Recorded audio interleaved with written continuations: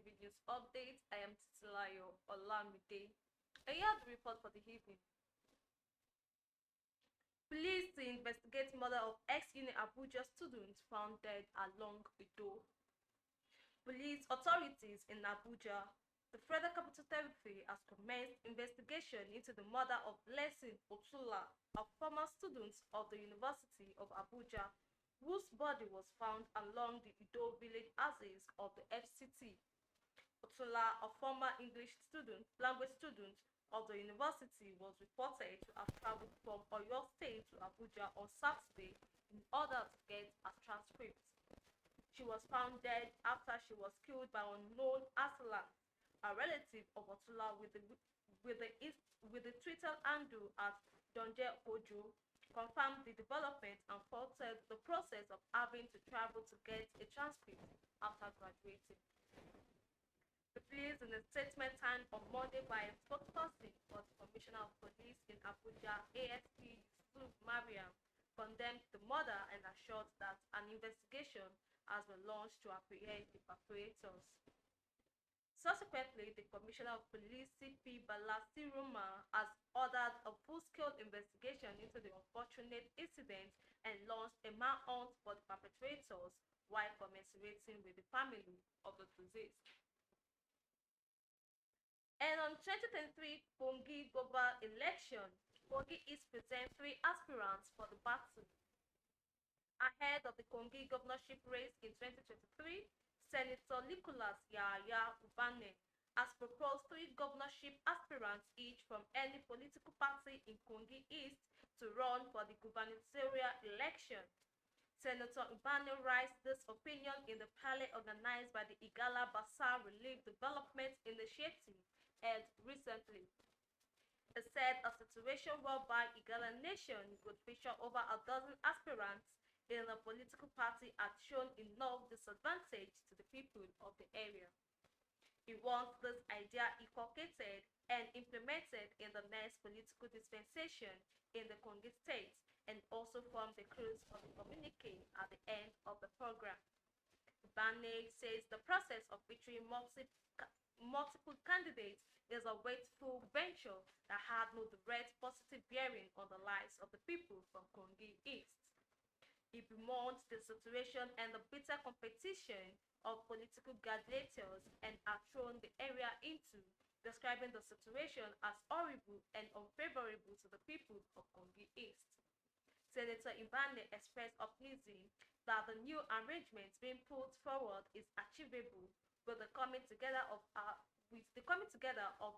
former leaders and governors, Alhaji Ibrahim Idris and Captain Idris Wada. He used the opportunity to debunk the unfounded rumors and certainty that the two vowed not to see face to face again, saying the people of Kogi East should not give much attention to rumor mongers. He also congratulated the organizers for a well-thought-out program and begged that this should be the beginning of their orientation to the Igala Bazaar Nation. The lawmaker says insecurity has been the bane and scored threatening the good existence of the old race. And still on the news, House begins probe of multi-million-dollar scanner project.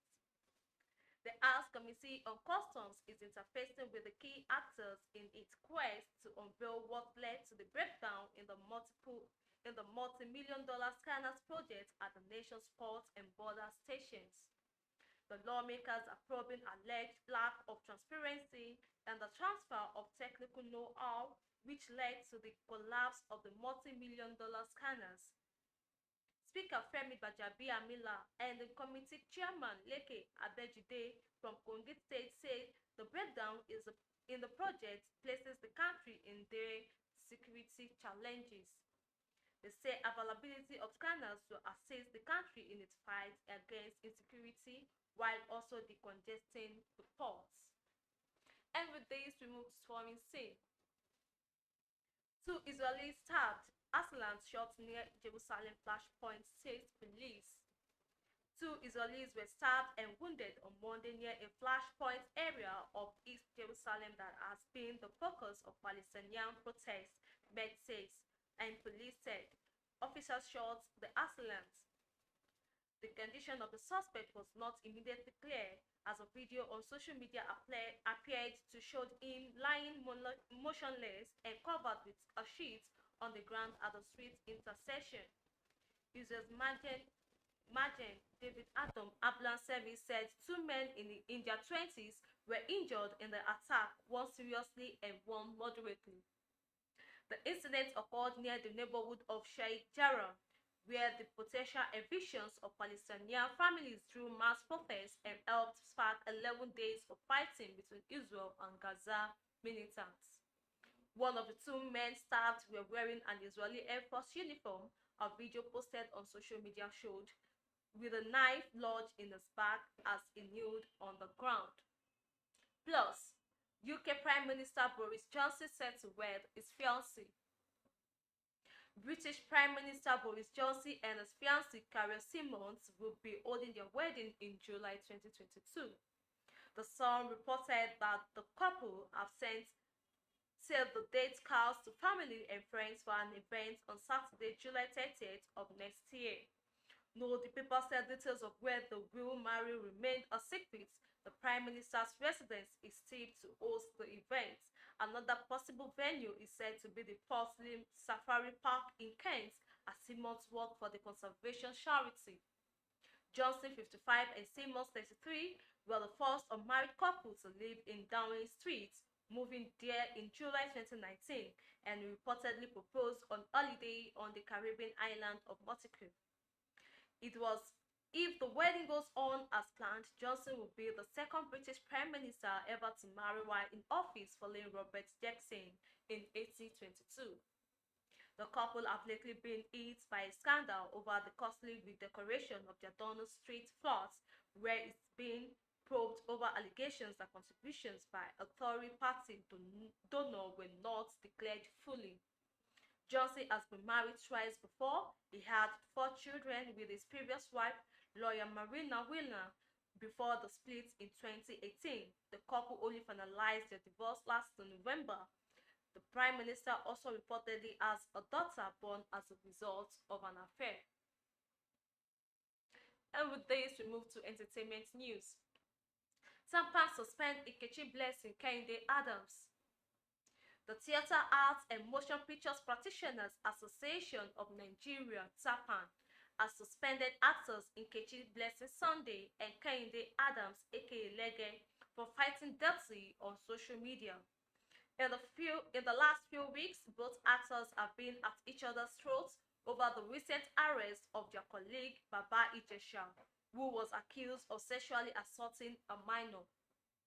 In a statement signed by actor Damola Olatunji, which was posted by the association Instagram page, TAPAN asked film directors who are members of its association to desist from working with both actors with immediate effect until their suspension is lifted.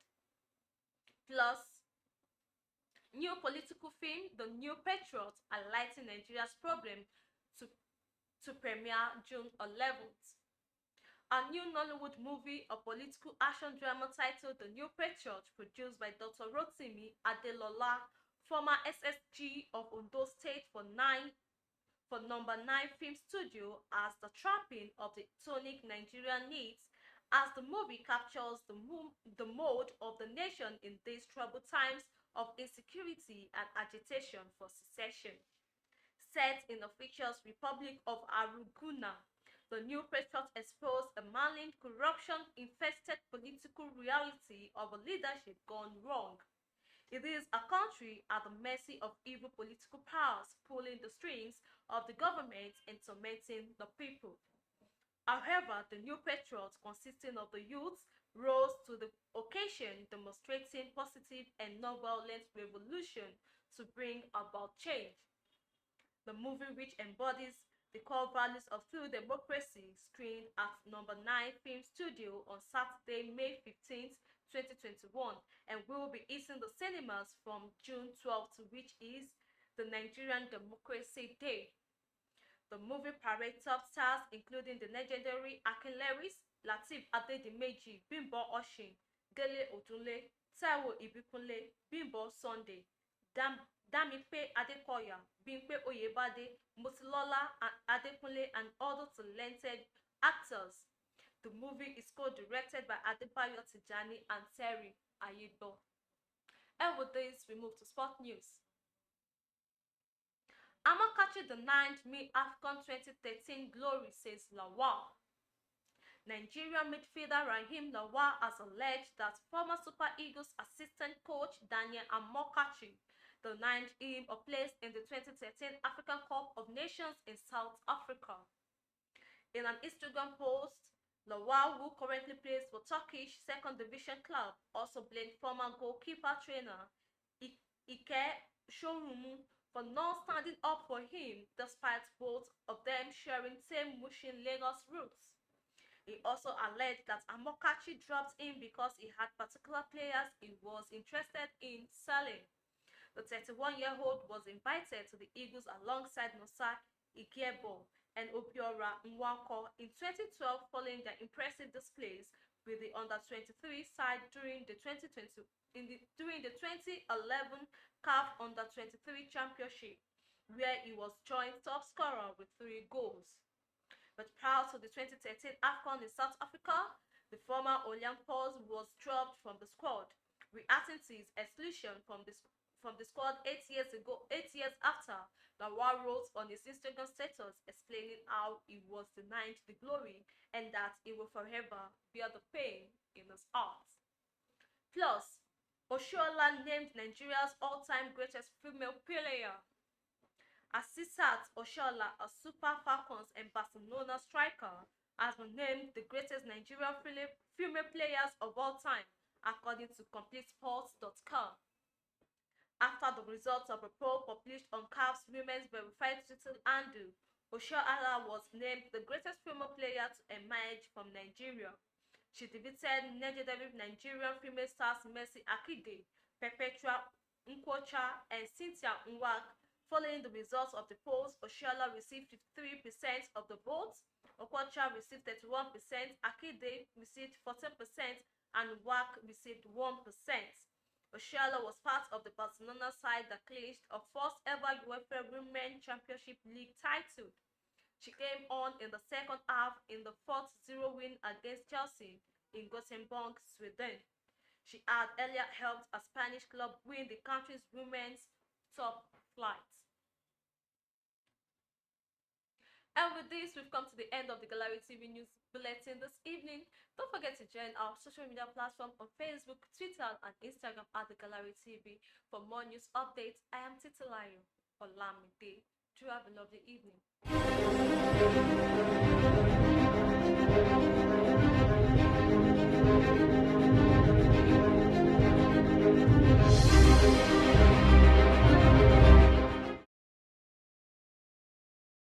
You can never be too sure who to trust. This is the story of Mrs. Ungazi. Mrs. Ungazi just wants to use the ATM. Good afternoon, Mama. Let me help you out to your withdrawal. You don't need to stress yourself. Thank you, but I can handle it myself. The man is just being kind, right? He just wants to help, right? Wrong. All he needs is a good look at the pin. Will he succeed?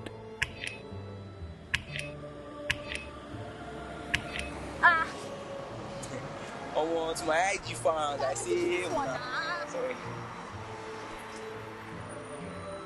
Do not share your card PIN with anyone. Keep your account information private and ensure no one is watching you while you enter your PIN.